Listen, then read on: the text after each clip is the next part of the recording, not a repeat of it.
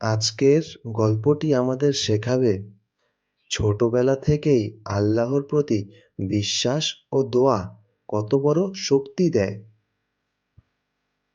ছোট শহরে থাকতো হাসান নামের এক ছেলে।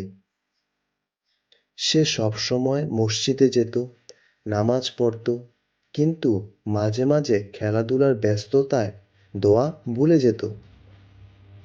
একদিন তার দাদু বলেন, ছেলে, দোয়া কখনো ছোট হয় না, আল্লাহ তা অবশ্যই শুনেন। হাসান ভেতরে ভেতরে ভাবল, কিন্তু কি সত্যি? হাসানের পোষা খরগোশ একদিন হারিয়ে গেল। সে কান্নায় ভেঙে পড়ল।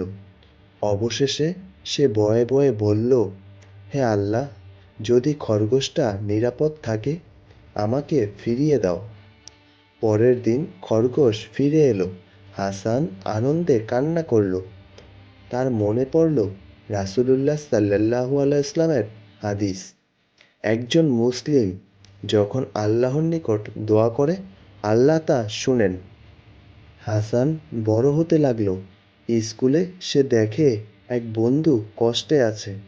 সে ভয় পেল, কিন্তু ভেতরে ভেতরে বলল, হে আল্লাহ, আমাকে সাহায্য করার সাহস দাও। হাসান সাহসী হয়ে তার বন্ধুকে সাহায্য করল। এখন সে বুঝল, ছোট দোয়া ও সৎ কাজ সত্যিই বড় শক্তি।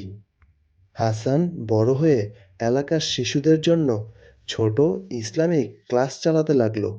সে বলতো, ছোট দোয়া ও ভালো কাজ কখনো ছোট নয়।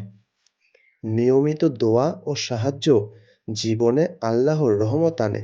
রাসূলুল্লাহ সাল্লাল্লাহু আলাইহি বলেছেন, আল্লাহ সর্বদা সেই বান্দার কাছে আনন্দিত থাকেন যে ধীরে ধীরে ভালো কাজ চালিয়ে যায়। ছোট ছোট দোয়া আল্লাহর কাছে গ্রহণযোগ্য। সাহসী ও সৎ হওয়া জীবনে আল্লাহর রহমত আনে। ছোট কাজও বড় ফল দেয়, বিশেষ করে অন্যকে সাহায্য করলে।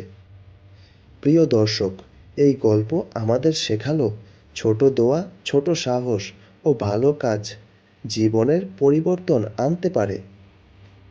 সাবস্ক্রাইব করুন আরও ইসলামিক গল্প ও হাদিসের জন্য।